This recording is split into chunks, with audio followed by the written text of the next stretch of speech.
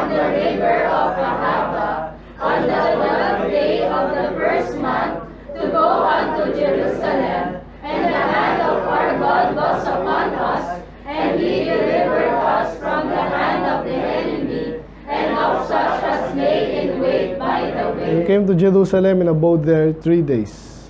Now on the 4th day was the silver and the gold, and the vessels weighed in the house of our God by the hand of Meremoth, the son of Uriah the priest, and with him was Eleazar, the son of Phinehas, and with them was Josabad, the son of Joshua, and Noadiah, the son of Binui, Levites. By number and by weight of everyone, and all the weight was written at that time.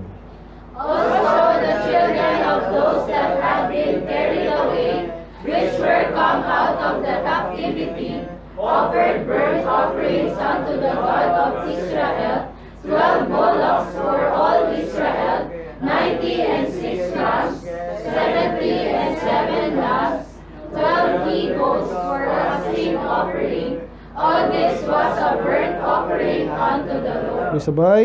And they delivered the king's commission unto the king's lieutenants, and to the governors, and to the side of the river, and they furthered the people in the house of God. Let's pray. Lord, salamat sa iyong masalita. We pray na kayo pagpala sa iyong pag-aaral. Maintindihan po namin itong topic namin, receptiveness.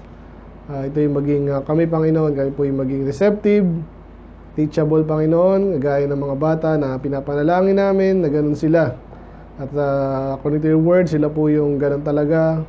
Minsan na tumatanda kami, minsan ay ito po'y nagbabago. Tawarin pong bawat isa, pero ito pong aming topic ngayon, kami po yung maging receptive. Dahil napakarami pang pagpapala sa isang taong handang makinig, matuto sa iyong salita, Panginoon. So, kayo po magpala, kayo po mag-repair ng aming puso't isipan, magturo kayo po, Panginoon, kayo malulati. In Jesus' name we pray. Amen. Ano po yun? Wala. Okay, magandang umaga po sa lahat. Title po natin ngayong umaga. Okay, binasa natin na introduction lang po ito, no? Medyo mahaba. More on sa offering. So, kung alam niyo po yung context ng Ezra, ito po yung panahon na sila naman ay naparusahan na, pinalis, namatay, karamihan sa kanila. Pero iba nakabalik na. At sila yung masaya sila kasi may provision sa kanila ng Panginoon, parang miracle, di ba? So walang-wala sila, pinabalik sila. At binayaran pa sila, actually nag-offer pa yung hari ng Medo Persia. Kaya nangyari na nasa katuparan naman, medyo matagal kasi may kalaban din sila eh. Later yung kay Nehemiah, yung walls naman. Pero itong kay Ezra, magkasabay po yan. Natupad naman na tayo ulit yung temple. So pero pag so kaya maraming ginagawa nung panahon na yun. Okay, ulitin ko, ito yung natapos na silang nakapasa sa Promised Land, nagstay sila matagal, pinaalis sila kasi loko-loko sila. Then nakabalik na sila. So mahaba na ito, halos nasa uli na ito ng Bible eh, ng Old Testament. Pero kaya ang dami ditong mga in-offer kasi nga yun ang utos sa kanila dati. Pero kung binabasa mo yung Bible, parang mag-ano ka, nangyari na to, parang nangyari na to dati, nag-offer sila, pinagpala sila sa dle, tapos nag-disobey na naman sila. Parang nauulit lang. Ito yung di natin gusto mangyari sa atin. Na iba tumatagal sa church, naboboring kasi hindi nila nakuha talaga yung dapat pinaggagawa nila. Nawawala lang, nag-fade. Sabi nga nila, nag-fade. Ibig sabihin, nasa na si ate ganyan, nasa na si kuya ganyan. Parang kasalanan ng pastor dahil boring yung kaya umalis na, boring na eh. Tama ba yun? Okay, mga bata kasi boring talaga. Ginagawa natin, binibigyan natin ng kung ano magagawa niya. Kasi bata eh. So kayo, ang dami nyo rin pwedeng paglaanan ng oras nyo kung gusto nyo talaga. Fellowship kayo, yan, sa music pa lang, ubos na oras nyo dyan eh. At least maganda yung inaawit nyo, natutuwa ako pag nag-aawitan yung mga sinusundo ko. Si Lenlen, gumaganda na yung boses. Dati, parang yung ano eh.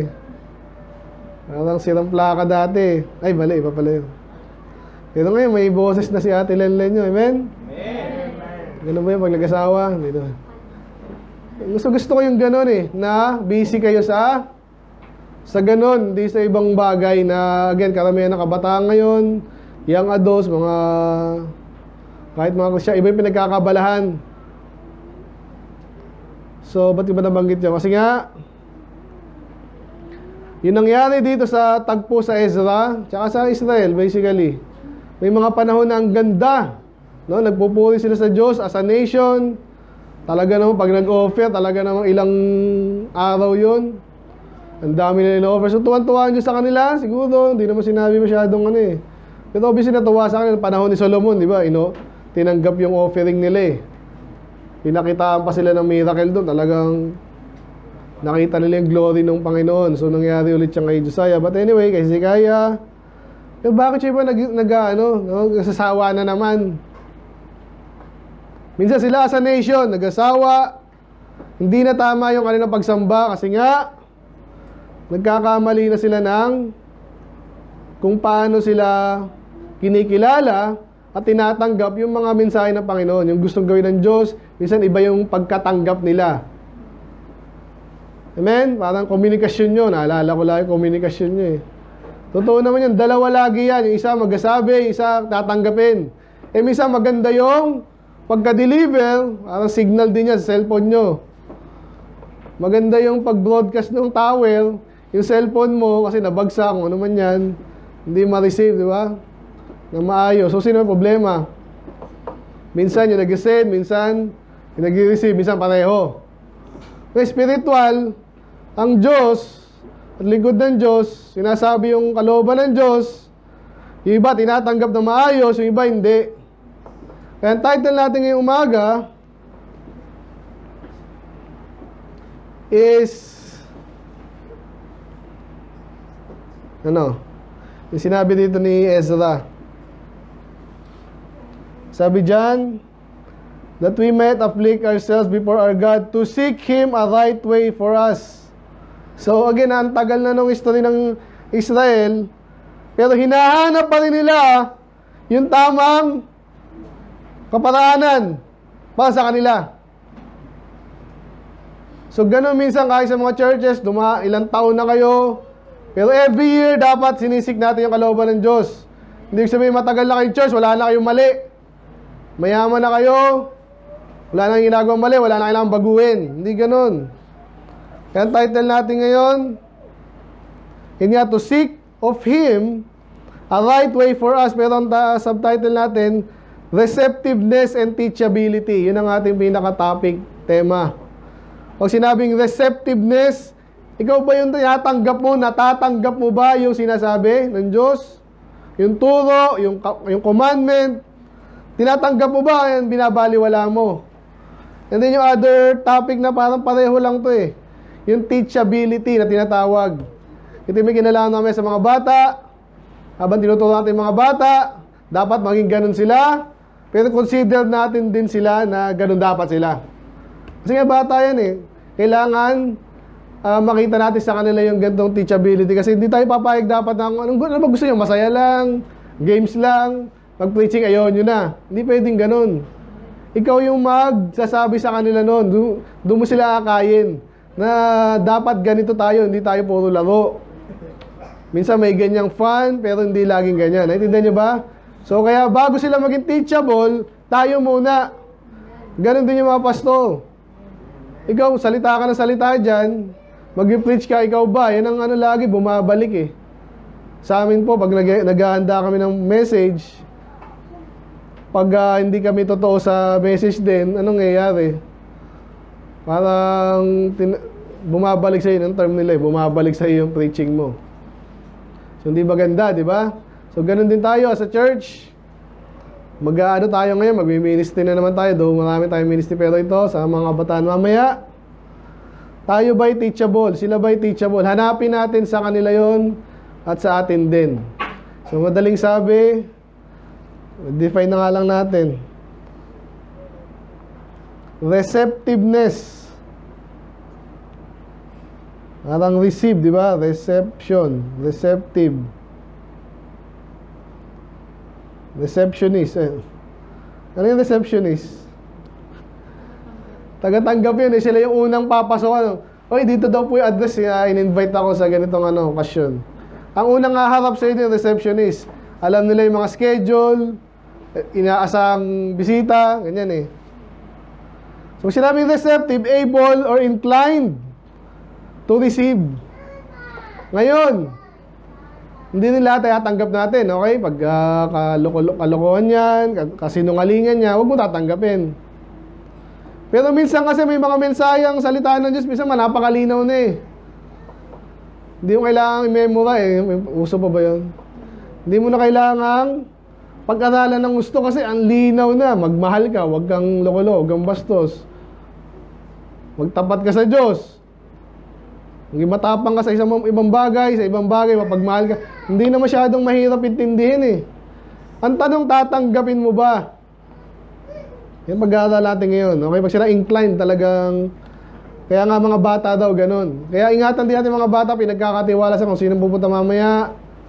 Hindi natin alam, yung iba dyan ay iba-ibang klase po yan, kaya dapat sensitive tayo. Kaya lahat na marinig nila dito, dapat blessing at talagang kalooban ng Diyos, salita ng Diyos. Amen? First time ni Bud, pero okay lang yan, kaya mo yan. Andito ka ba na nag-ano sa UDM? Mga bata? Ayan, so basically, ganun lang, di ba? Okay, inclined to receive, and then yung teachability, hindi masyado tong, narinig ko lang din to sa church. Teachable. Ano yung sabihin teachable? Ang madalas ang ability na gusto natin, yung teacher, no? Magaling magturo. Bisa din natin nalalaman, yung tatanggap nun, ikaw ba, sabi diyan, capable ka ba? Naturuan? Kaya po yung kahit sa mga ibang school, ina-assess yan. Eh, pambira, ang galing mo English pala ng teacher, yung tinuturuan niya, hindi niya pa alam, hindi pala marunong. So, may mga pagkakataon na hinahanda rin yung teacher, pero hinahanda rin estudyante. So, tayo sa atin ngayon, medyo generic tayo ngayon. Kaya mo bang tanggapin salita ng Diyos? So, sample muna tayo ng, actually, madaanan mo natin mamaya.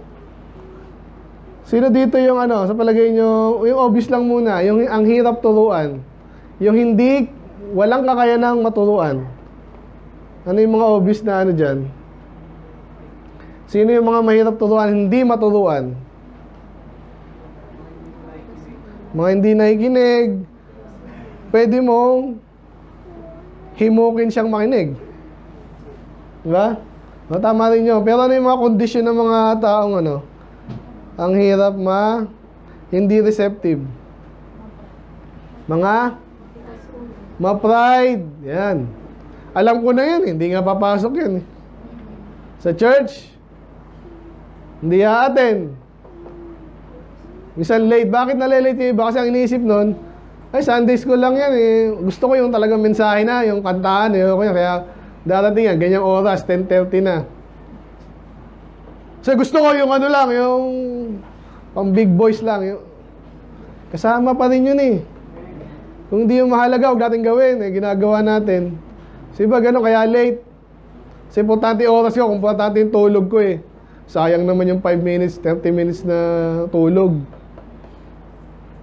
Ba't di ka mag-adjust sa gabi, matulog ka maaga? Yan, tama yun. Mga mahirap, tumanggap. Ano pa? Yung physical talaga, mamaya punta naman tayo dun eh. Yung physical, sino yung mahirap makinig? Yung mga physically talaga may, di ba? Ngayon si Daddy medyo mahina na rin eh. Pero salamat, mga panahon na ano na natin yun eh. Nung kami pa lang. Kaya natuto si Daddy no, kaya nga, giver, nagsusuporta. So, may mga taong mahirap nang makarinig kasi physically medyo may tama na yung, di ba ang hirap nun? Gusto kong makinig, pastor, doon nga ako sa unahan, doon ako sa tabi ng speaker eh. Pero may paraan pa rin. Diyan ka tumabi. Hindi mo nakinig yan. Mulakasan pa natin. Gusto nyo? So, sino pa? Pwede rin yung iba, bulag. Kasi syempre, ba't naman may kinig dyan? Di ko naman nakikita sa yung nagsasalita. So, ano yung mamaya? Maudaanan natin yan eh. So, yun yung mga hindrance. Kaya hindi receptive. Sa signal naman, ano? Malayo yung tower. O, ganun din minsan dito.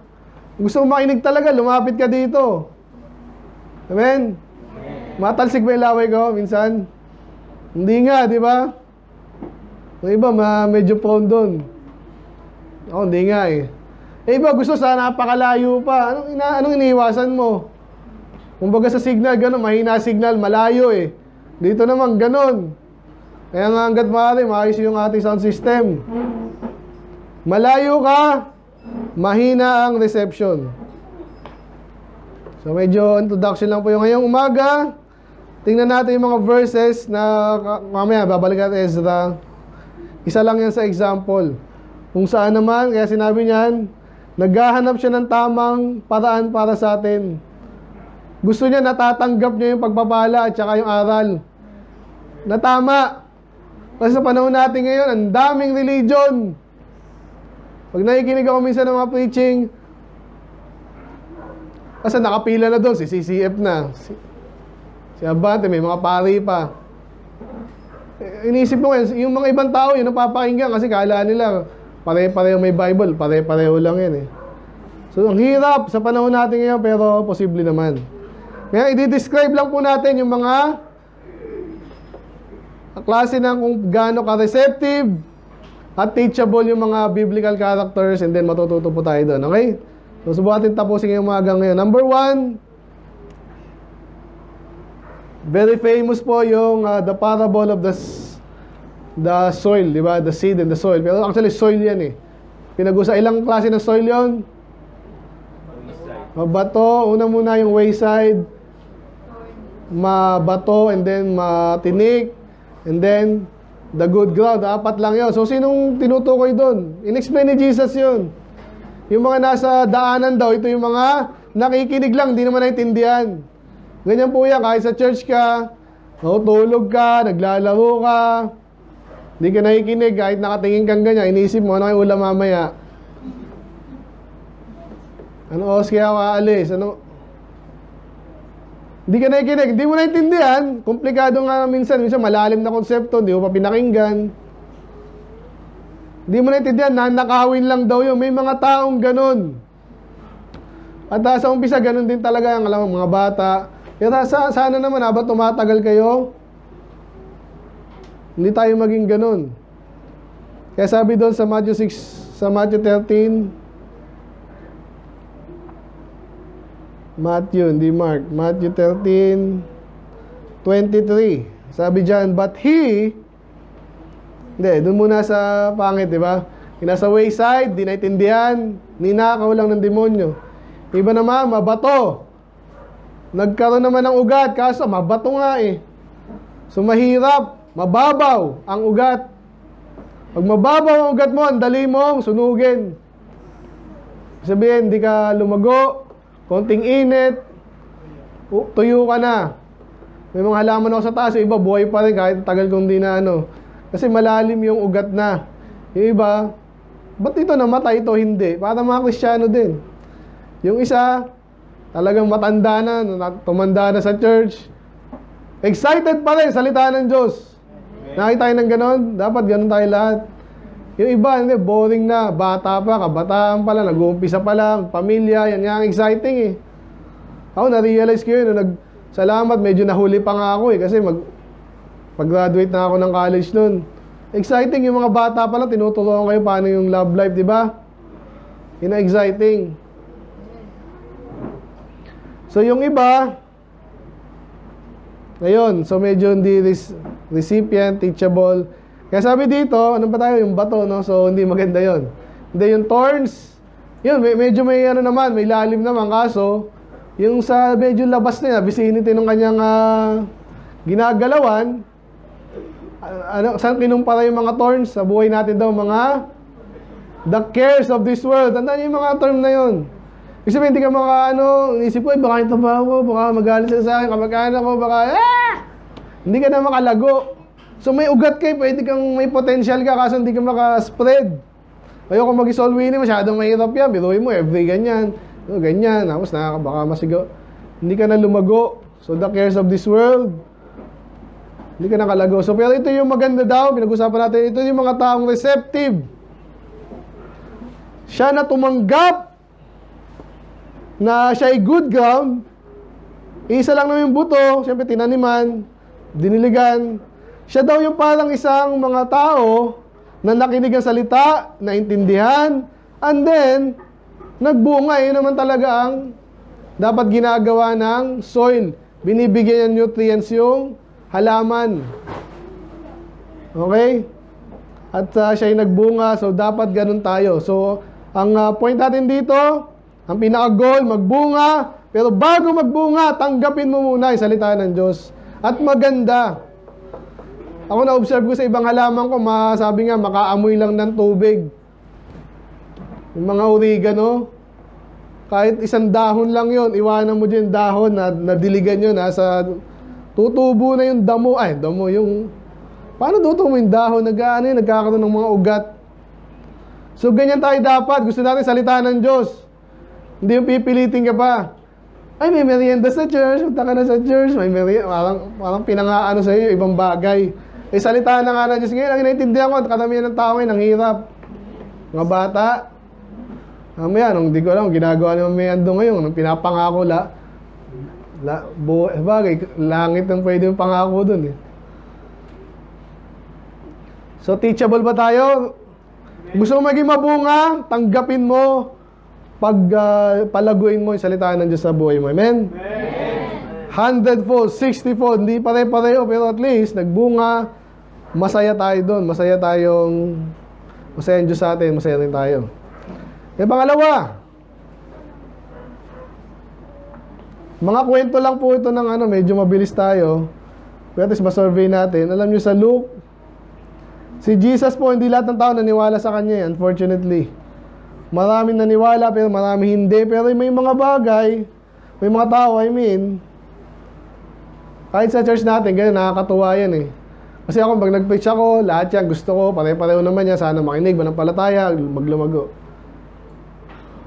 Pero minsan, yung iba ayaw, tagal niya minsan. Diba, ilang taon na tayo dito ngayon eh. Pare-pareho naman yung message na ni-preach natin. Yung iba ayaw, pero tingnan nyo si Martha. May basa nyo pa, ready, go. Now it came to pass as they went, that he entered into a certain village, and a certain woman named Martha received him into her house. Okay na po, no? So, tama ba? Sa soul winning, yung iba hindi tatanggap, yung iba hindi ayaw kang tingnan. Ay, okay na po. Ganun lang. Iba makikinig talaga, iba hanggang, iba naman hindi tatapusin. So pinakinggan ka lang pero may oras ka lang ha. Inaano ka lang kung interesado kaya ako, hindi. So iba-ibang level lang pagkatanggap ng tao eh. And then minsan naman iba talaga receptive, pasok po kayo dito. May inaano kaming gano'n, pasok po kayo, papameriendahin ka pa pagkatapos. Sabihin, iba yung pagtanggap niya. Si Martha, kilala si Martha yung kanyang mga kapatid, kaya mahal sila ni Jesus eh. Gusto nyo, mahalin kayo ni Jesus o tinatsaga lang kayo? Hindi lang kayo tapos sa impyerno, pero hindi rin kayo mahal ng Panginoon. Yung Panginoon kasi dapat mahalin din natin siya. Yung message niya, pati yung gawain niya. Lingkod ng Diyos yan, parang ang tingin mo, perwisyo. Minsan ganyan yung mga member. Dito na si Pastor, ano naman to? Kaya nga ako, bihira akong magbisita eh. May mga pastor kasi palibasa, marami oras. Alam niyo ba yun? Hindi niyo alam kasi hindi ako ganun eh. Pero minsan, di ba? Dati, dalas namin doon kinabod eh. Di ba, Kuya John, mabwisit ka ba sa amin? No? Hindi naman. Kina Rain, di ba? Salamat sa mga papina, nakailang bisita lang ako dyan eh. Amen? Amen. Kasi maganda yung nauna, sinawa si Ezzy. Si DM, tuloy-tuloy na. Pinagpwede natin si Juliana nun. Interesado rin eh. Sabay, kahit yung mga doble, lahat sila interesado dati. Kaso na iba na, nahatak eh. So yung mga ganun, nung dumating si Jesus, nung kina Martha, talaga namang, Lord, dito ka. Hindi, dito lang tayo sa labas ha. Dito lang tayo. Iba ganun eh. Iba-iba ang pagtanggap natin. Pero sino yung pagpapalain? Alam niyo nangyari kay Martha? Namatay na yung anak niya, kapatid niya eh. Binuhay pa. Ginawa ba sa lahat ng yon? Hindi. Sila na nakatikim nung ganung klase ng blessing. Kasi mahal sila ni Jesus at ginamit sila. Pati si Mary, si Lazarus. O ganyan ba tayo? Yung pagtanggap natin, yung recipient po ito, receptive. Tumatanggap. Hindi lang yung salita, pati mismo yung lingkod ng Diyos. Ay si Jesus yan eh. Ganun ba tayo? Sa akin, Pastor, ang mahirap kasi sa panahon natin minsan nga, duda tayo. Sa dami ng loko-loko dyan, baka ganun ka rin, Pastor eh. Alamin mo. Huwag mong dismiss agad. Tulad kanina, pera yung pinag-usapan natin. Baka iba sa'yo, nagkaroon na idea na, nasa sa inyo yan. Bibigyan ko kayo ng, kasi ganun din naman ako. So, nasa inyo yan, pag uwi nyo, pag-isipan mo, nako, sabi ko na nga, iba, ganyan eh. Sabi ko na nga eh, ganyan eh. Kasi iba, ganun yung paratang. Si Madi, kumakalimutan si Mother, sabi niya, yung mga religion, pera-pera lang yan eh. Anong gagawin mo pag gano'n narinig mo? Nag-iisip ka, di ba? Kasi baka totoo, pero obviously hindi. Maaaring totoo sa 90%, hindi ibig sabihin sa lahat. Amen? Amen. Kaya lahat naman ang pwedeng pakita sa inyo, pinakita ko naman. Hindi tayo dito pera-pera lang. Kasama yun, pero hindi lang. Napakaliit nga niya minsan sa inyo sa iba na sa halala nga, wala pa tayong Kaya ayusin natin offering box doon kasi hindi pwedeng wala yan. Amen? Amen.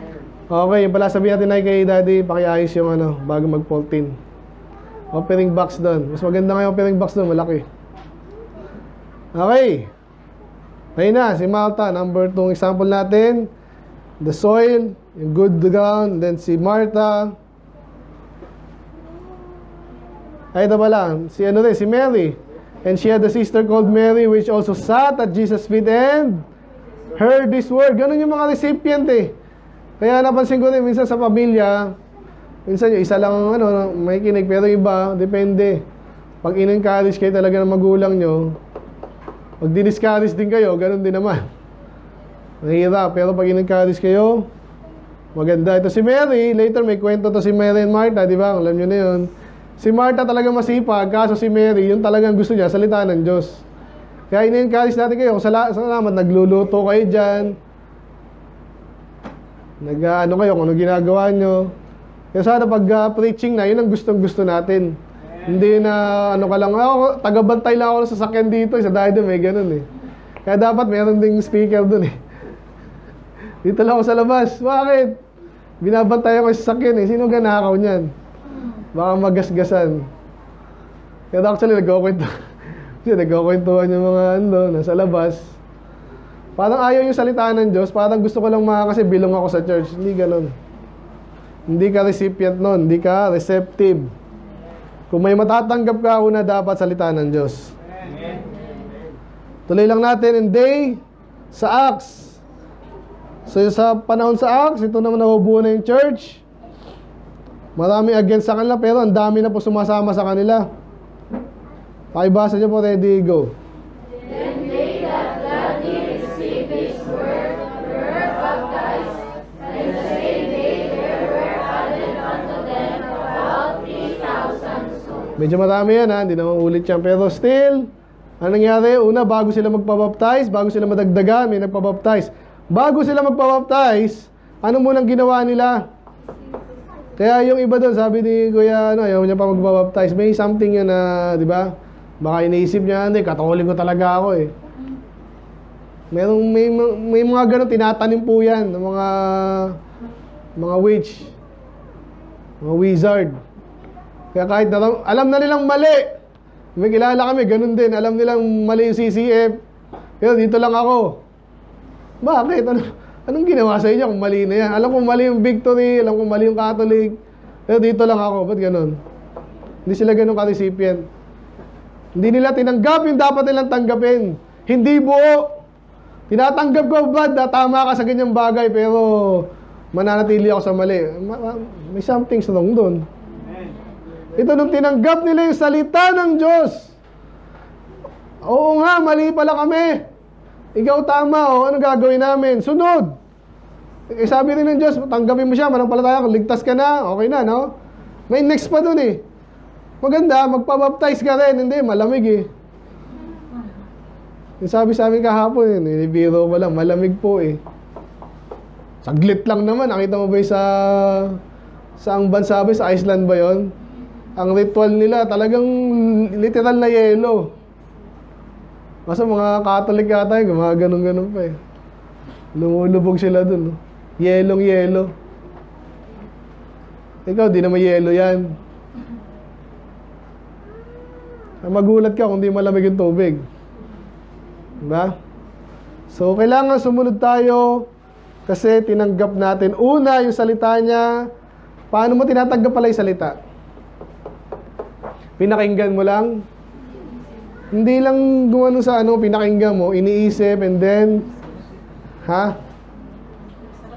sinasa puso, tsaka tinanggap mo na totoo yun. Totoo yun. Nag-usapan natin kanina, yung tithes, di ba? Totoo kaya yun? Parang hindi. Kasi nagbibilang ka na, Pastor, ano nga lang, ito nga lang,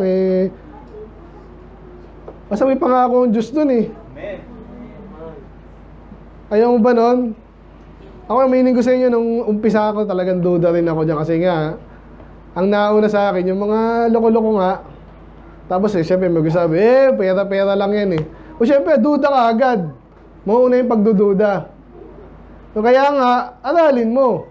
Ikaw, ayoko magkaaway tayo dahil dyan. Sinasabi ko na sa inyo, mas gusto kong huwag kang mag-ties pero nandito ka. Mas okay na yon. Kaysa naman wala ka dito. Kasi basta wala ka sa pan-ties, hindi ko ni-require dito mag-ties para makinig. Pero later, matutunan mo yan. Parang another bahagi ng buhay mo yan eh. Na dapat mong i-apply. Ganun lang yon. So again, I believe, yung iba, tumanda na sa church, di nagtatights. Pangit naman, minsan-minsan lang. Basta pag Pasko, may konti akong magbibigay din akong konti. Natindihan niyo ba yun? Kung nabanggit namin mamayang hapon, sabihin natin yun. Kung yung tithes is para suporta ng gawain, tapos minsan-minsan lang, anong gusto mong mangyari sa gawain? Kita niyo yun? Anyway, mamaya tayo dun. So ito, tinanggap kasi nila yung salita, pinaniwalaan, hindi sinabi dito, pero yun na rin yung pag tinanggap mo yun, pinaniwalaan mo totoo yun. O kaya sila nagpabaptize. So pinipili po natin yun. Hindi tayo robot, hindi tayo automatic. Doon iba kasi parang automatic sa kanila kasi naturuan na nga eh. Hindi sila yung ako katulad ko na may mga naturo sa akin demonyo na alam mo na, pagdududa, naitanim ba? Hindi yung demonyo, ibig sabihin mga ginamit niya kung sino man yan. Pag gano'n natin, religion, pera lang yan. Tapos lagi mo, gano'n o. Kasi mga nag-agree mga sa paligid mo. Paniniwalaan mo rin, may hirapan ka ngayon pag tinuturo na sa iyo yung salita naman ng Diyos. Okay? Okay, nakailan na tayo? Si Mary, si Martha, good ground, then mga nabaptize nung first generation ng mga church, no? Tinanggap nila, kaya sila nagpabaptize. Ito, very sikat to sa mga theologian at piling theologian. Acts. Meron pa mga ganyang church eh. Berean Baptist Church. Sino ba yung Berean? Tingnan, kakikilala natin ngayon. Dito muna tayo sa 10 and then 11. Ready, go. Pakibasa.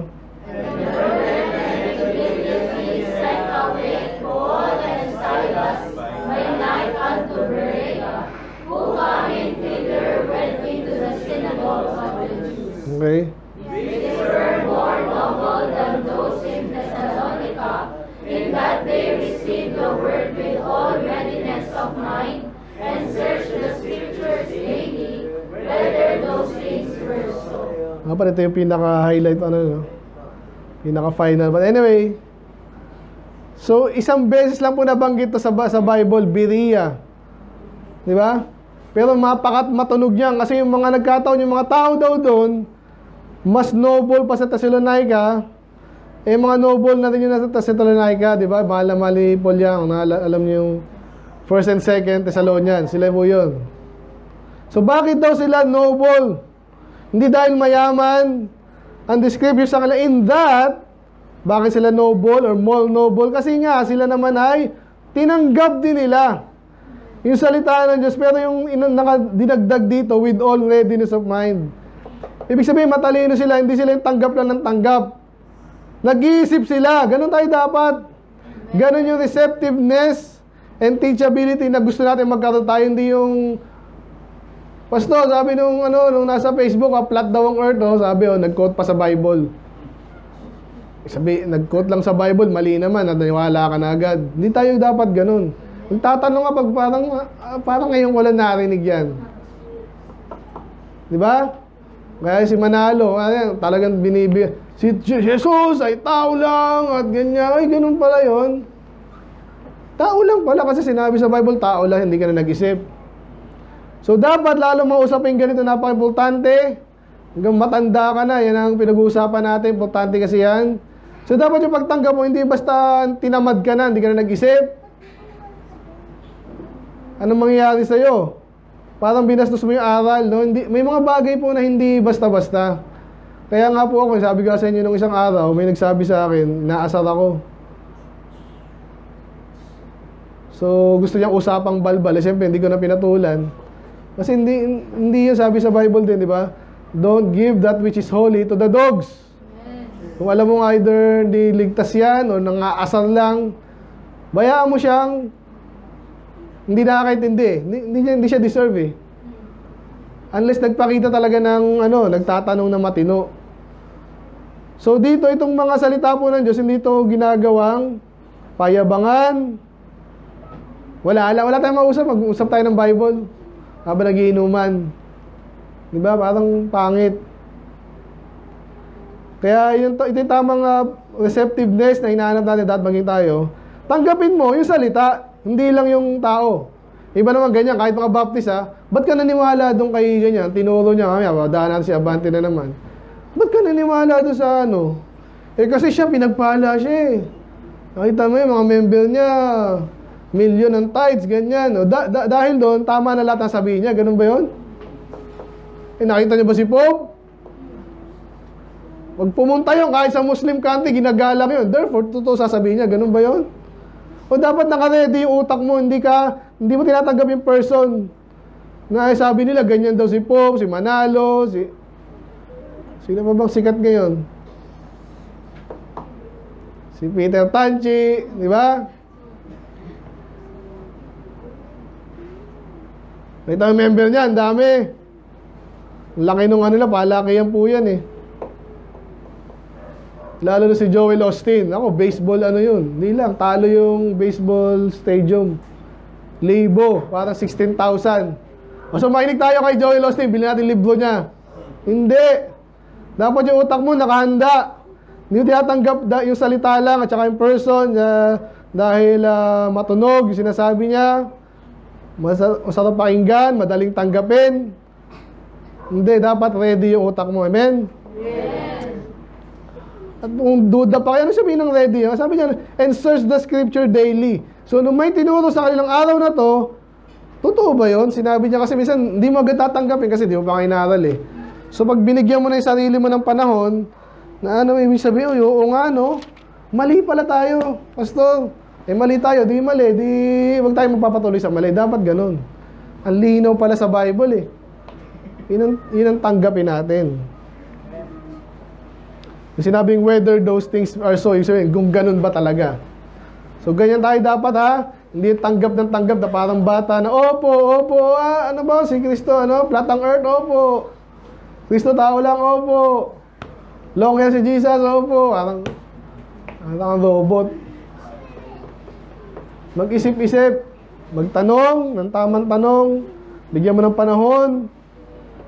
Compare notes. Ganun po ang dapat maging recipient tayo. Next, ano pa?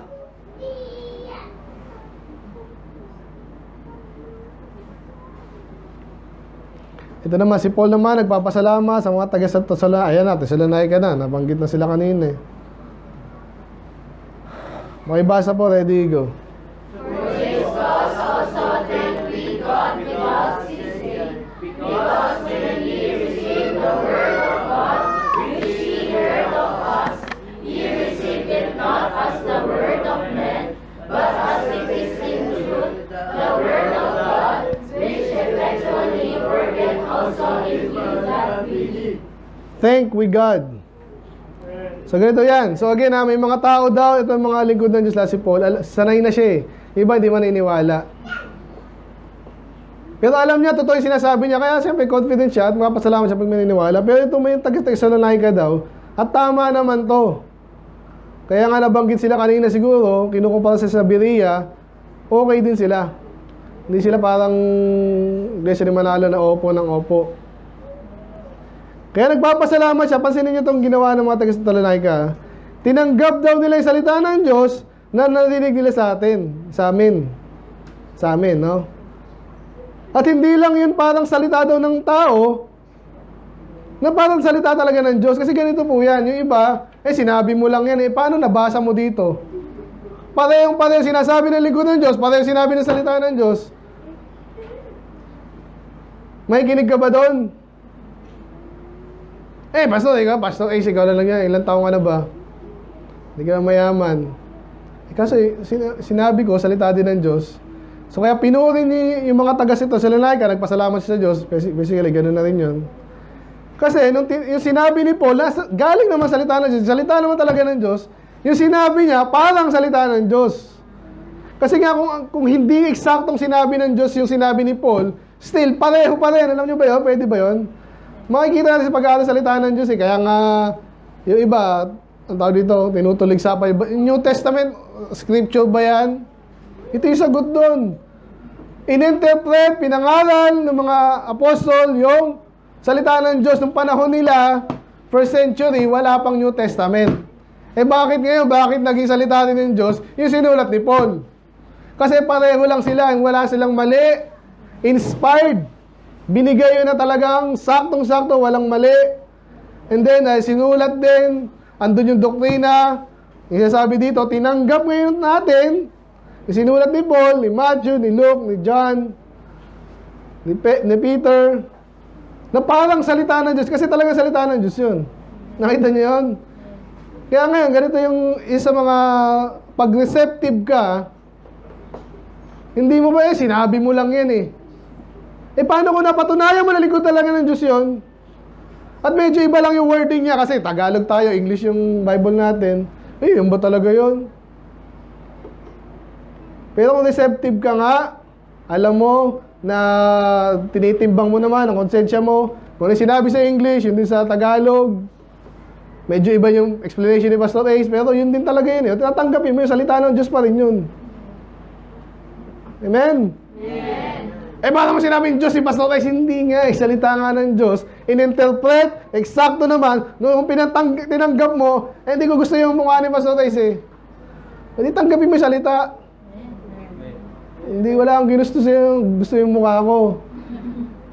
Sinabi ba, ilagay nyo nga yung mukha ko sa kwarto nyo, kung saan man yan. Hindi naman salita lang, okay na yun kasi yun yung mga pangyarihan, yun totoo, yun ang pure. So maganda daw na isang mga mananampalataya, tinatanggap even yung mga lingkod ng Diyos, na salita ng lingkod ng Diyos, basta sigurado kang yun din ang sinabi ng Diyos. At huwag mong iiwasan. Parang kanina, giving yung topic, huwag iiwasan. Kasi doon din naman yun eh. Kaya kung talagang nakita mo na mali, mamaya may dadaanan tayong gano'n mamayang hapon, hindi wag mong tanggapin yung mali, gano'n lang yun. Pero yung tama, tanggapin mo. Tanggapin mo, yun ang topic natin, tanggapin mo. Yung tama, tanggapin mo kahit masakit, mahirap. Lalo yung giving, yung consequence ng pag tinanggap mo yun, doon ka mahirapan eh. Kahit siya pag-attend lang. Naawa ako sa inyo kanina. Kasi sarap matulog, di ba? Kaya natulog ako habang naghihintay ako eh. Sarap talaga eh. Pinapahirapan yung mga member nyo, attend ng attend eh. Hindi pa nga nagbibigay yan eh. Pag nagbigay, alas mahirap. Eh, ba't natin gagawin nyo? Dahil salita ng Diyos. Dahil sinasabi ng salita ng Diyos. Ayun, so tanggapin natin. And then, medyo nabanggit pa dito, which effectually worketh also in you that believe. So may additional point tayo dito, no? Pag yung mga bagay daw, salita ng Diyos, sinabi ng likod ng Diyos, pag pinaniwalaan mo daw yon, ito'y magte-take effect sa'yo. Ibig sabihin, effectually, ibig sabihin, may effect siyang ginagawa sa'yo. Balik tayo sa giving, yung iba, minsan ayaw mo, pero naniniwala ka pag nagbago yung attitude mo dyan. May mga outline yung iba. Totoo naman, una daw, alam mo, pag nagbibigay ka daw, advance na tuloy, no? Ano nangyari sa'yo? Ang dami, isa doon, mga hindi ka nahiging madamot. Nahiging lalo ka masipag kasi gusto mo pang di ba? Kunwari talagang naniniwala ka, gawain ito ng Diyos, gusto ko pang mag-propagate yan, manatili, lumakas. Iba magsisipag lalo para lalong may maibigay siya mas malaki. Kasi gano'n eh. So, magiging masipag ka, magiging matapat ka, hindi ka magiging selfish. Ang daming effect niyan. Hindi na sinabi dito kung ano eh. Kaya pag naniniwala ka daw, may effect sa yun, lalo ka nananampalataya kasi ikaw ay naniwala o tinanggap mo. Ganun yun. Kaya actually, alam nyo, sabi ko nga sa inyo, yung kalaban ng Diyos, takot yan sa ginagawa natin eh. Alam nila eh, na habang pinipreach yung salita ng Diyos, di mga agalaw yan. Ngayon, mga bakla, medyo na ano sila eh. Alam nyo ba yung kwento? Nung nanalo daw si Trump, talagang yung mga Democrats, Demon Class, talagang ano eh, na-startle sila. Ibig sabihin, bawal na naman abortion, bawal na naman bakla. Oo, sana. Hindi ko alam din kasi si Trump, nagsabi rin niya dati na okay sa kanya yung bakla eh. Eh, ganyan naman yung politika yan eh. Politiko yan eh. Pero ano nangyari? Ba ako napunta doon? Ayun, so, pag pinaniwala, takot yung demonyo. Kasi pag finish to, kahit pa yung media, ABCB, lagi ganyan yung bakla, ABCB. Eh, may nagkukot ng Bible. Iba tinatawanan, pero iba na tinatablan doon. Oo nga, no? Mga demonyo to, puro bakla na lang. Sinabi pala sa Bible, galit ang Diyos doon. So, matututo ka ngayon, takot yung mga yan. Tandaan nyo yan. Kaya i-preach natin yan, aralin natin, preach natin yan. Kasi di ako pastor, pero suporta ka rin eh. Amen? Sana dito, hindi mo kailangan pukpukin kayo na share nyo sa yan, mga kaedad nyo. Iba dyan, nababakla na, ganyang edad pa lang eh. Share nyo. Ay, magagawin, ba't ka bakla? Sa Bible, dalawa lang, anong nangyari sa'yo? Ganunin mo. Kawawa naman niya, pag nagpatuloy doon. Ano, sino masama? Salita ng Diyos yun, sino masama? ABS-CBN, sila masama. Kung sino yung principal doon, pride man, silang tanga. Hindi ikaw, amen? Salita ng Diyos yun. Tanggapin mo. At magkakaroon ng effect sa iyo yun. Parang tapang nito. Tsaka mapagmahal siya kasi inaniwalaan niya salita ng Diyos. Next.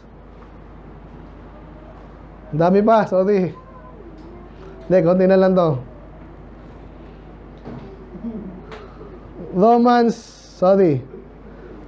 Tapos natin Ezra. Ito yung medyo may kinalaman sa little children. Okay ba kayo? Amen. Lunch naman tayo. Hindi ko alam ba't medyo mahina yung aking ano.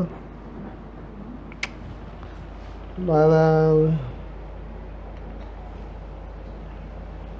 masyadong lalakas yung isa eh. Anyway, may basa po sa verse 3. Ready, go. And said, verily I say unto you, except ye be converted, and become as little children, ye shall not enter into the kingdom of heaven. Sino kausap niya dito? Mga bata ba o hindi bata? Hindi bata. Kinukumpara tayo. Dapat parang bata ka. Ano mo meron sa bata? Hindi lahat naman sa bata maganda ha. Iba dyan, loko-loko, makulit. Pero may isang bagay daw sa mga kabataan at bata at little children na dapat natin makonvert tayo doon. Ano yan? Hindi sinabi. Pero yun.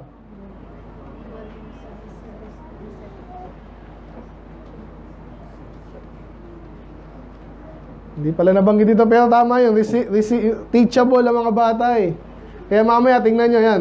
So, ang hirap magturo ng bata, pero pag natuto ka yan, hindi naman mahirap. Kasi ang bata, gusto niyan, i-instruct sila. Hindi niya gusto yung sila yung mag-iisip. Di ba, kahit sa trabaho, gano'n, pag medyo mataas na expectation, o ba't di mo naisip yun? Hindi mo sinabi. Ano, bata? Dapat nag-iisip ka na rin.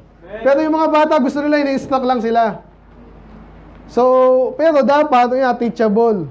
So, kaya dyan, itong tayo matatanda na, lalo yung mga unbeliever, ganun natin sila inaakay. Dapat sila maging teachable. Dapat tanggapin ang salita ng Diyos para maligtas sila. Kung hindi nila tanggapin ang salita ng Diyos, hindi sila maliligtas. Malinaw yun.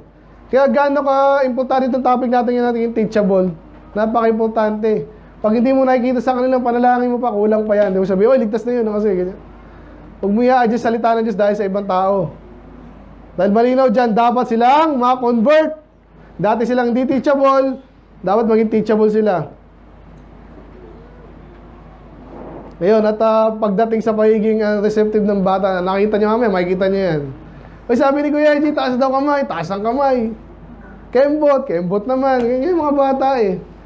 Hindi ko yung papakimbotin, malaki na tayo eh. Inuuto ko na kayo nun. Ngayon, dito ginagawa, mag-tights kayo. Ayan, di madali yan, di ba? Attend kayo ulit. Makinig, maaga, magsuot ng maayos. Eh, sabi lang niya ang uso ngayon, mga lalaki, naka-maong, naka-ano. Ayaw sumunod. Pero kung ikaw yung nag-aakay, unti-unti lang, dapat ma-realize mo na, hindi madali. Dapat sila maging gano'n, pero madalas hindi agad-agad dun. Nangyari yun. So again, malinaw dito sa verse na to. Mga bata daw, gayahin natin doon lang sa bagay na yun na sila ay, pag tumanggap talaga sila, ano sila? Madali sila. Pag tumanggap sila, ito gusto ko sabihin, talagang tanggap, talagang naniwala sila. Di ba? Ganun ang mga bata, hindi yung may alanganin pa. Bira yung ganun sa mga bata. So again, aralin nyo rin. Pero ang tinutukoy natin ngayon yung pag tinanggap mo, naniwala ka talaga. Okay? And then next is, inabanggit natin kanina sa Matthew. Ito pala. So, napaka-importante nun to the point na kailangan natin yung para maligtas. Gano'ng importante yun? Napaka-importante nun. Ito, last na to. Madami pa. Basahin ko na lang sa Luke. Anong ginawa ng mga apostol? So sila na mismo yung nagtanong. Kasi iniaamin nila sarili nila, hindi namin alam. Lord, ikaw turuan mo na kami. Another point po yan. Kung teachable ka, ikaw yung maghanap ng lesson. Amen? Amen. Hindi nahanap mo. Kailan ba bakasyon na naman? Hindi, iba naman next lesson natin. Ganun yung mga estudyante na maayos. Uy, natutulong, sarap nun ah. Ano kayo next lesson? Itong mga to, nagtanong na sila kami mismo kay Jesus, Lord, turuan mo naman ako kami paano manalangin. And then sila ay tinuruan ng Diyos. Again mga Catholic, ginawa nila talagang ganito. Hindi po ito yung prayer natin, ito yung pattern. Mag-pray ka, i-recite mo lang yan. Maganda yan, kaso pattern po yan. Pag sinabing pattern, yung prayer mo, naka-pattern dyan. Una, purihin mo ang Diyos, di ba? Ask lang yan, adoration, confession, thanksgiving, and then supplication. Bililisan ko na lang, pero kung estudyante kayo, kung receptive kayo, ganun. Kayo na mismo, Lord, paano ba? Ganun. Amen? Ganun din kasi, sabi ko, magtanong kayo. Minsan, may oras pa, hindi na nagtatanong. Noon ako medyo nagdududa na. Dati, matanong tong taong to, ngayon ayaw na. Bakit? Baka sabihin nila, hindi ko naintindihan. Kung yun naman talaga totoo eh. Amen? Teachable ba kayo? Ano pa, bilisan ko na lang. May isang beses po, may nagtanong sa kanya naman yung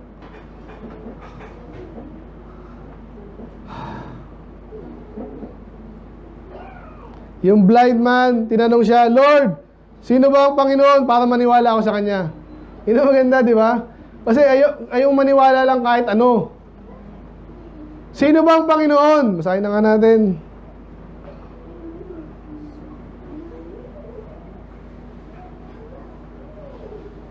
Ang ganda ng tanong niya eh. Sabi dyan,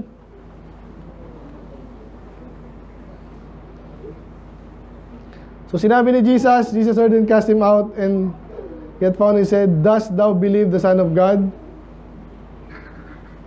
Eh sabi ng bulag,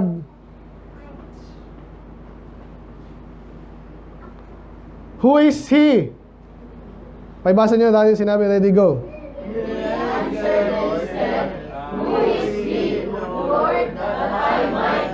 Yan, ganyan din po tayo to. Kaya aral tayo ng aral. Kasi naintindihan ko kayo, purihin natin ang Diyos. Amen. Sino ba ang Diyos? Kaya inaaral natin even pinaka-detalye niya. Kung may tanong, sino ba siya, anong kakayanan niya, anong gusto niya. Natin inaaral natin eh.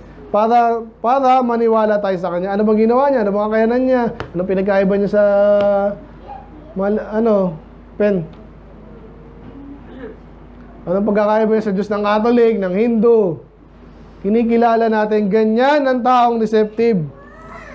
Nag-iisip at therefore nag-iisip, nag-aaral, nakikinig, and then yun ang magandang reception na ginagawa natin, hindi yung basta lang makinig. Amen? Kaya pansinin niyo yung mga Baptist, ito, ba't ang konti natin? Kasi hindi natin ginagawa na magpalaki, and then basta isiksikan mo ng tao, and then kunwari magkasalita yung hoy, nakinig sila sa atin. Sigurado ka? Nag-on doon yun para sa sa bigas or what.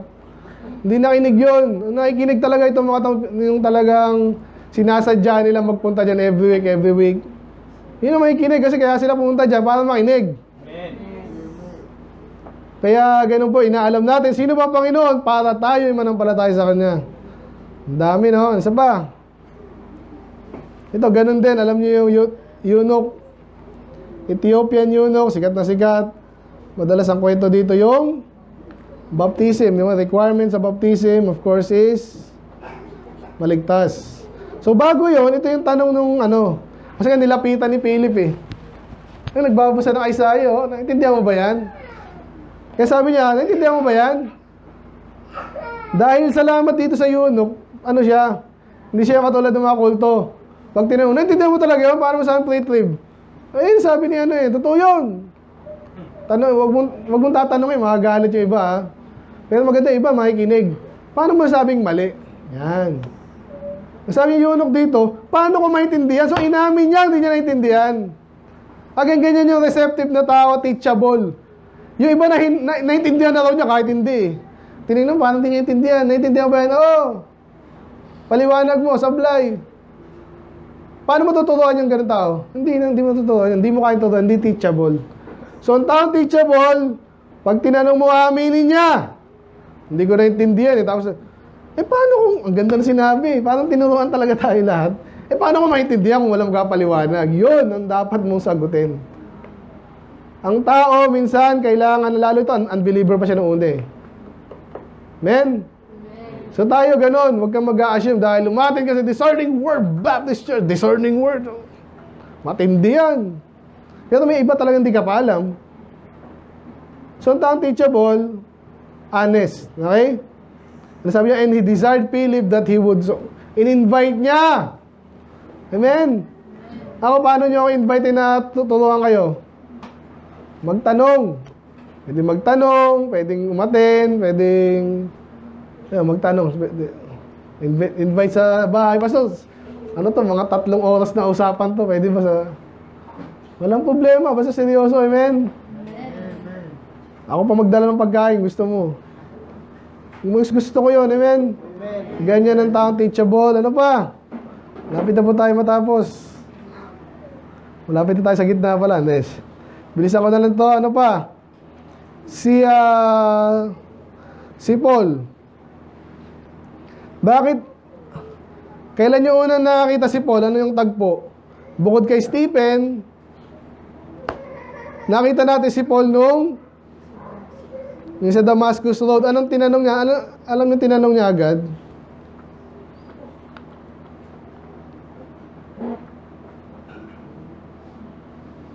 Arise, yan. So, pakibasa po. Ready, go. Lord, what will thou have me to do? Okay na yan, okay na yan. So, anong una niyang tanong kay Jesus, bukod sa binulag siya, di ba? So, tama yun eh. Anong dapat mong tanong kay Jesus? Kung nakasalubong ko na, naligtas ka na. Ito, hindi pa siya ligtas na, pero pag binigyan ka niya ng sign, na mali ka, anong dapat ang tanong una sa kanya? Hindi tayo pare-pareho, pero si Paul, ganun agad eh. Anong gusto mong gawin ko? Ganda nun. Kasi nalaman mo na yung ginagawa ko mali, anong gagawin ko? Kasi mali yung ginagawa ko. May dapat akong gawin yung mabagay. Kasi naintindihan ko ngayon na mali ako. Amen? Kaya sa mga debate, sa mga diskusyonan, hindi ka po-progress siya kung hindi niya amin na mali siya muna. Tandaan niyo, hindi siya teachable. Tapos tuturuan mo, ano ka? Teacher na ano? Sino gusto mag-teacher dito na ano? Mga propeta parang gano'n, sinugo sila sa kay Ezekiel, gano'n eh. Hindi makikinig yung mga yan, pero preach ka pa rin. Ang hirap nun. Dati sa public school, gano'n daw. Dati Hindi na siguro ngayon. But anyway, ang ganda nung ano ni Paul, attitude niya. Kaya siya, sabi din sa ating lesson, kaya talaga pinagpala si Paul, lalo sa bagay na to ang dali niya matutong, bilis. Kasi yung tanong niya agad, anong gagawin ko? Dapat ganun tayo. Amen? Anong next lesson, Lord? Alam ko na, mali ako, anong next lesson? Hindi yung may meet ka rin ng mga nagtatapon sa'yo ng mga smoke screen ba? Na ayaw niya aminin mali siya. Huwag natin pag-usapan yan. Hindi matututo pag ganun. Next. Bilis lang to, sorry. Acts 16. Sikat na verse. Philippian J-Law. Ano sabi niya? Ready, go.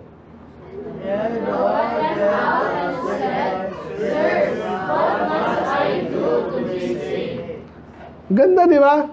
Alam niya hindi siya saved. Alam niya kaligtasan na tinuturo ng mga kinulong niya. Kinulong niya kasi inutusan lang naman siya. Pero nakita niya yung miracle. Kasi di pa nga tumakbo si na Paul. So alam nila mga lingkod talaga ng Diyos to. So ano una niyang tinanong? Paano ba yumaman? Paano ba? Hindi. Alam niya, mensahe ng kaligtasan, ng salita ng Diyos, kaligtasan muna sa mga unsaved. Kaya tinanong niya, so anong lesson doon? Yung mga taong teachable, tinatanong nila yung mga tamang tanong. Ganun yun. Kaya sa mga Bible study, alam mo agad kung sinong nagpapabida lang eh. Sinaga namin ng ilang taon yun, ganun. Parang ayaw pag-usapan yung importante. Ito kaya the best to nga naligtas siya, naligtas yung kanyang sambahayan. Diyan sumikat yan, Philippian J-Law. Kaya sinabi sa kanya, diretso rin. May mga tao dito nagtanong, hindi diretso yung sagot kasi hindi din diretso yung ano eh.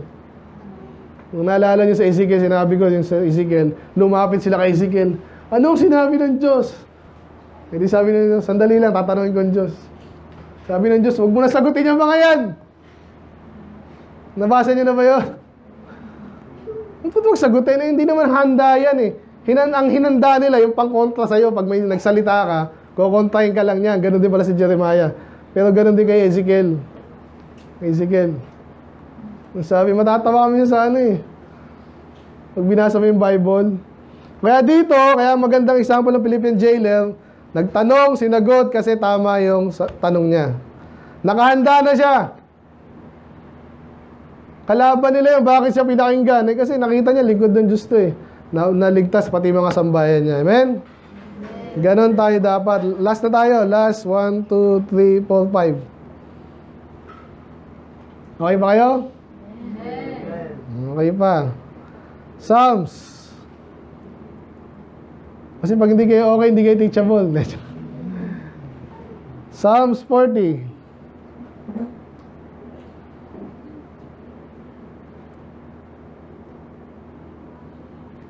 Ito yung medyo may kinalaman kaninang clue, kanina sa Ezra. Pakibasa nyo, ready, go!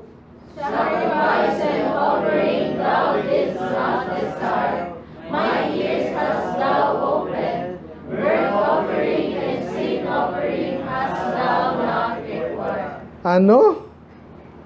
Di ba puro sinasabi sa Bible na mag-offer kayo, Sinasabi dito, hindi na gusto ng Diyos. Nagtataka ka, ano ba talaga? Di ba yan sinabi sa Isaiah din, asam na ako sa mga offering niya eh. Hindi sa mali yun. Ang problema, may ginagawa silang ibang bagay na hindi gusto ng Diyos. Yung gusto ng Diyos dapat, inaayawan nila, pero nag-offer pa rin sila. Paano mga Kristiyano rin minsan? Wala yung puso mo dito pero attend ka kasi kailangan nandiyan ka eh. Baka... Ang pangit ng ganun. Hindi kayo magiging teachable kasi hindi nyo gusto yung gusto ng Diyos o hindi eksakto. Ang gusto niya, yes, gusto niya ng sacrifice and offering. Diba sinasabi doon, hindi niya gusto kasi nga, minsan may inisip tayo, yun lang ang gusto ng Diyos. Kaya ang title natin, naalala nyo kanina, To Seek of Him the Right Way for Us. Ano ba talaga yung totoong gusto ng Diyos? Dapat inaalam mo yun. Kaya estudyante ka, ang gusto ng teacher ko, mataas ang grades. Pero bago mataas ang grades, matuto ka muna. Kasi yung pagtataas minsan ng grades, kaya iba nagsisip-sipan, nagkokopyahan, para sa grades. Para pumasa. Para hindi mabagsak. Pero hindi talaga natuto. Nakita niyo, pag mandaraya ka, mandulugas ka sa school, mandulugas ka rin sa lahat ng bagay. Hindi yun ang gusto ng Diyos. So bago niya actually kasi gustuhin, yung sacrifice and offering, alam niyo natin sa Hebrews yan, yung sacrifice and offerings pala ay representative ng kaligtasan, kung saan si Jesus yung isa-sacrifice. Yun. At di niya gusto na sinusunog. Ba't yung gusto niya sinusunog na ano? Inaamoy niya ba yun? Amoy sunog. Masarap ang amoy niyan, di ba? Yan daw pang-asal sa mga mga vegan. Alam niyo yung vegan? Wala na mga vegan dito sa Pilipinas eh. Mga patay gutom. Pero sabi ng mga sa US kasi napaka ng mga vegan, sabi nila, "Uy, kawawa yung mga hayop. Pinapatay nyo." Kaya ginawa daw ng mga naglaga ngayon ng mga manok, mga sarap amuyin nun, di ba? At sa palagay nyo, ganun ba ang Diyos? Gusto ko lang amuyin yan. Bango ng mga... Yung sinabi sa Bible, di ba? A sweet savor unto the Lord. Paulit-ulit. Pero actually, may mas malalim pang ibig sabihin yun. Yung sinasacrifice doon kasi ayaw nyo ng kasalanan, dapat may mamatay. Yun ang ibig sabihin nun. Later, papunta yung kay Jesus. Kasi banal siya yung kasalanan, dapat may maparusahan. Yun ang ibig sabihin pala nun. Kaya ngayon, ayaw ng Diyos, kahit sa Psalm 40, kahit sa Isaiah, sa Malakay, at sa panahon natin, offer ka ng offer, bigay ka ng bigay. Basta anong kailangan nyo dyan? May mga ganun eh. May mga guilty feelings. May mga guilty feeling, ganun yun eh. Ano mo siya, makatulong lang ako sa church, tapos bandang uli, magnanakaw para sa gobyerno. Gusto ba ng Diyos yun? Hindi ka maturuan pag gusto ka, puro ka offering na offering. Hindi pala gusto ng Diyos, hindi mo inalam eh. Lalo yung mga kababayan natin Katoliko, kahit sino pa yung mga unbeliever, mga unsaved, bakit ang tindi yun sa church? Hindi, totoo din niya kasi naglilingkod talaga yan. Hindi mo alam. Hindi mo alam, baka iba yung dahilan, bakit siya nagpapakitang tao lang pala. Hindi mo alam yun, may mga ganon. Baka hindi ka rin nakikinig. May mga ganon. Totoo yun, nasa Bible yun, at iba, huwag ka magtaka, iba ganon. Kaya tingnan natin ulit paano ko tayo maging teachable? Kaya dapat alam mo yung gusto ng Diyos. At huwag mong iisipin na nag-offer ka na gusto ng Diyos yun dahil basta gusto mo yan. Ano gusto mo pa? Ayan, makapasko pala, by the way. Magpapasko na naman. Iba na, pag mahal na araw na naman, magpenitensya iba sa santo nila, inahabol nila, dadamitan nila, ano pang ginagawa naman? Ayan, Pasko na naman, Merry Christmas! Merry Christmas! Spiritual na yun, alam mo. Tapos mag-Christmas party, puro inuman, puro kabastusan. Hindi gusto ng Diyos yun. Kaya ang point natin dyan, yung tamang, parang matuturuan, tama yung dapat. Alamin mo yung gusto ng Diyos. Dito sinabi niya, hindi niya gusto yan. Ano gusto niya? May ibang bagay siyang gusto. Alamin mo yun, may teachable ka, alamin mo yun. Ganun din, by the way, sa mga estudyante. Bakit kaya pinag-aaralan to? Math. Pag pinag-aaralan niya, marami masosolve yan. Pag marunong ka sa math, hindi ka maluloko sa pera, tawag dito, may napakinggan ako kagabi yung yung Nobel Prize awardee, 3 economics. Ang galing din eh. Kasi hindi napasok syempre yung spiritual doon. Pero tama yung ginawa sila. Basta ang pinaka-conclusion nila, kaya daw mayaman yung ibang bansa, kaya mahirap yung ibang bansa, hindi dahil maraming resources, pero meron silang mga institution na tinalaga at maayos, magaling at effective. Yun daw yun. Naintindihan niyo ba? Hindi madali yun. Basta-basta. Ano yung mga institution? School, marami pa. So pag maayos yung mga institution dyan, yayaman niya kasi nag-specialize yung mga tao, magaling. O, nabanggit ko lang yung dahil sa math. Kaya yun ang gusto ng ano, di ba? Eh paano pag tinuturo sa school na tanggapin niyo yung mga bakla? Hindi na totoo yun. Huwag natin gawin. Alamin mo yung gusto ng Diyos. At sa Bible mo makikita yun. Move on na tayo. Ano pa?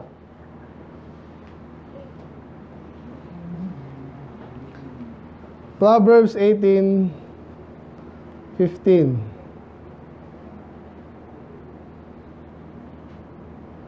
Pas. Ibasa ng mga bata. Ready, go. The heart of the children getteth knowledge, and the ear of the wise getteth knowledge. Ano yung secret getted knowledge? Nagkakaroon ka ng knowledge. Ano doon yung pangkuha mo nun? Mag-enroll ako sa school. Okay naman yun. Pero later, 2 bagay, di ba? Yung heart and then ear. Eh, syempre naman makikinig. Dati teachable ka. Pag sinabing teachable ka, magkasama yon. Nirinig mo, ina-analyze mo, totoo ba ito, kaloob ba ito ng Diyos. Sensitive ka, hindi yung ang tigas na ng puso mo. Parang sa, pag pera-pera lang religion. Kung ganun ka, sumakay ka sa religion, iglesia ni Manalo eh. Pera-pera lang to, pero makikiano rin ako kasi, pero yung puso mo, hindi mo na tinest, na tama ba yan sa kalooban ng Diyos talaga, hindi ka magiging teachable, mas mahirap kang i-win, kawawa ka. Ang kabaligtaran niya, yung maganda, dapat yung puso mo daw, matalino. Okay? Naalala niyo yung ating Romans 10, 9. Ano sabi doon? If thou shalt confess with thy heart the Lord Jesus and shalt believe in thine heart. Lagi ko ina-emphasize yung kasi nga, ayoko nung tatanggap sa Panginoon, hindi seryoso. So dapat pag tinanggap ang Panginoon sa puso mo, hindi yung sa nguso lang. Alam niyo, di ba? Sa nguso, sinabi mo, di sinabi ko rin. Tawa-tawa ka pa dyan. Hindi. Dapat tanggapin sa puso. Ganun po ang teachable. Magkasama yan. Sa tenga, sa puso. Iba naman, walang tenga-tenga, puso lang. Pwede ba yun? Di ba, feeling, gano'n tayo sa Panginoon. May mali na sinasabi ng preacher. Dapat iniintindi mo rin yung katotohanan ba, pinapakinggan mo. And then, saka papasok sa puso. Ganon. Hindi pwede. Diretso sa puso. Kaya tugtugan natin yan. Ang ganda ng music. Naramdaman ko na, experience ko na. Ganon pa yung mga niya. Experience. Tinanong mo na doktrina, hindi alam. Experience. So, yun. So, maging teachable ka, makinig sa puso, seryoso. Malapit na po tayo. Second to the last. Third to the last. Ako muna, the hearing ear and the seeing eye, the Lord that made them both. Ano kinalaman nun? Eh, paulit-ulit po yan sa New Testament, di ba? He that hath ear, let him hear. Eh, lahat naman yung mga tenga yung mga yan eh.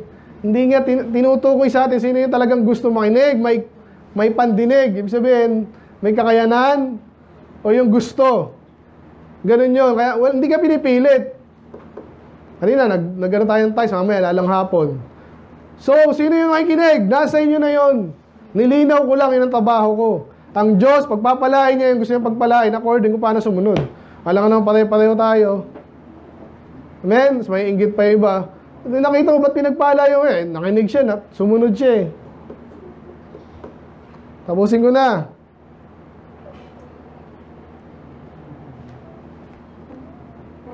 $25.12. Amen, di na ako inuubo, no? Mapa-admit pa ba ako? Ay, basa, ready, go. As a hearing of gold, and as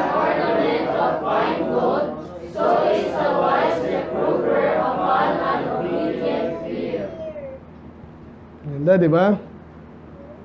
Yung earring of gold, ornament of gold, basta ang ganda lang. May tinutukoy siya isang bagay na napakaganda.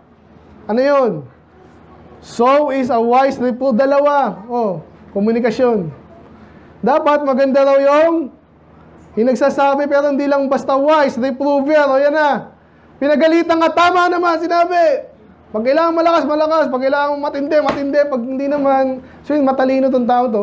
Binigay mo ngayon yung reproof o pinagalitan mo, tinuruan mo. Pero again, pag hindi yung tatanggap naman, hindi naman tinanggap, kasi hindi siya wise or obedient, ang ganda ng pagkakabanat mo eh. Napansin nyo ba sa preaching natin ganun? Lahat siya iniisip, pinapanalangin, naaral ko ba yung paano? Kumukuha din akong style sa iba. Nakikinig lang ako ng... Gusto ko may mga sumasabog. Kahit yung pari daw, nakita niya isang pari naman na, hindi, Pentecostal ata yun. May palabas sila, ang bira, yung preacher nila, umaangat, oh. Diba, nag-zipline gano'n. Kasi wala, yung mga tao, wala. Gusto nila palabas. Tuwan-tuwa na yun. Ano kayo meron kaya next Sunday? Ano kayo meron? Kahit yung pare, di ba? Anong ginawa ng pare? Nag-hoverboard. Tapos iba na, meron... Kasi gano'n, nakakangalay lang yung gano'n eh. Sige, nagmukha rin siyang ewa kasi ginaya siya ng isang Baptist preacher eh. Mukha pala akong tanga. O sige, mag-ano lang ano. Lalo siya napagalitan. Isa naman, pinagsayaw naman yung artista. Sino man yun? Wala na eh. Kilala nyo. Wala na, ini-entertain na lang nila yung tao nila sa makamundong bagay. So, pero daw, pag nagtagpo ngayon yan, yung preacher maayos, godly, totoo. Tapos yung isa na nakikinig, talagang, gagawin ko yun, kahit mahirap. Ang ganda daw, no? Parang wala naman masyadong mahikaw dito, no? Nakakita mo yung ibang hikaw, no? Isa nakikita ko sa feed ko, yung ginagamitan ng resin, mga ganon. Wala ka lang, ito siya, gano'n na gano'n eh. Bago ba yan? Kunwari lang, may mga ganon kasi na, maniwala kayo, ganon-ganon yun. So medyo mababaw lang na pero may mga gandang bagay. Pero ang maganda raw talaga, sabi rin sa Timothy, di ba? Sa mga babae yung quiet and meek. Sa mga babae. Anyway, dito naman, ang ganda pag maganda yung preaching, hindi yung nakikinig, amen! Kayo nga, di masyadong nag-amen eh. Nahihiya ba kayo? Amen.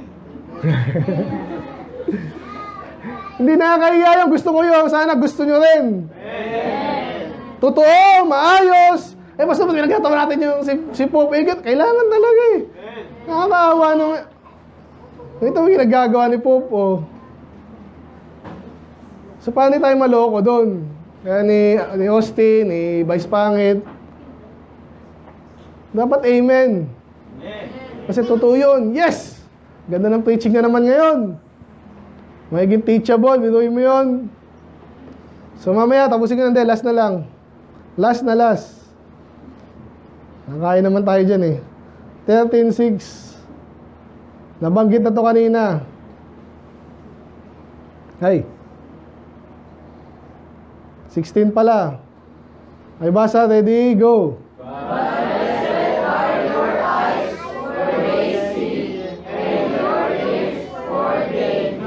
Again, ito po yung kanina, parable of the soil.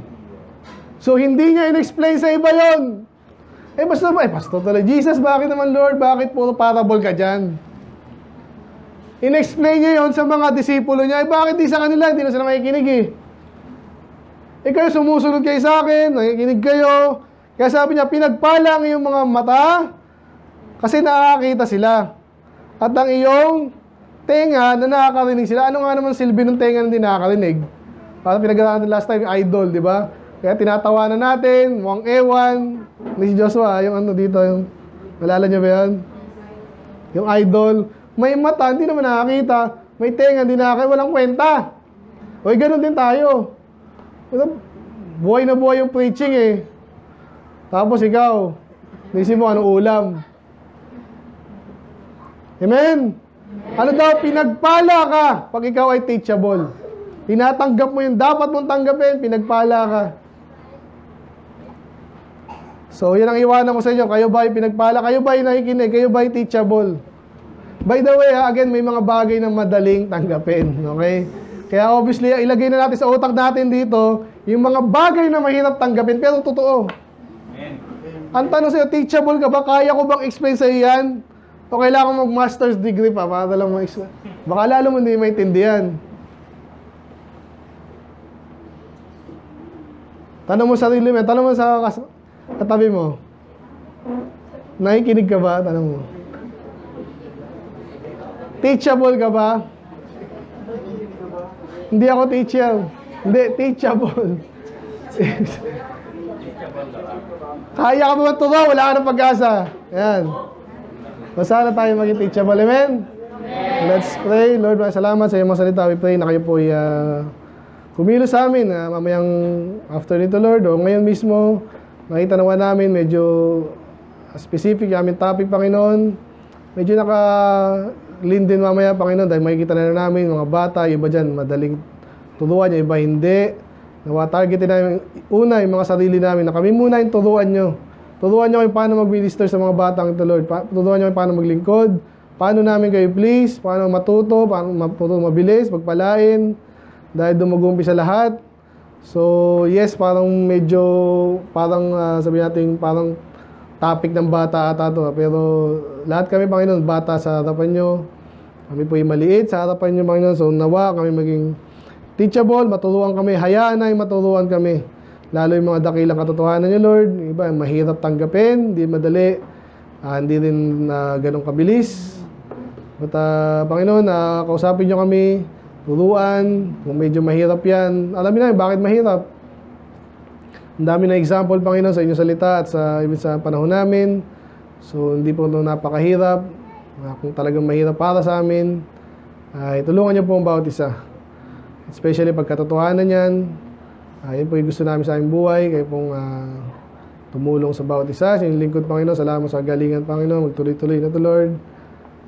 Sa aming activity mamaya, especially mga bata. Maraming makadalo, especially ang mga ligtas yung di pa ligtas, yung ligtas na ay maabot namin ang inyong salita sa ganitong bagay. Of course, ang gusto namin, Panginoon, sila po yung maabot, ang namin manluloko sa labas. Nawa sila po yung maintindihan nila yung pagkakaiba dito, Lord, na talagang Bible ang tinuturo. At nakita nila yung bagay na yun. Ganun din kami, Panginoon, baguhin niyo kami yung kailangan.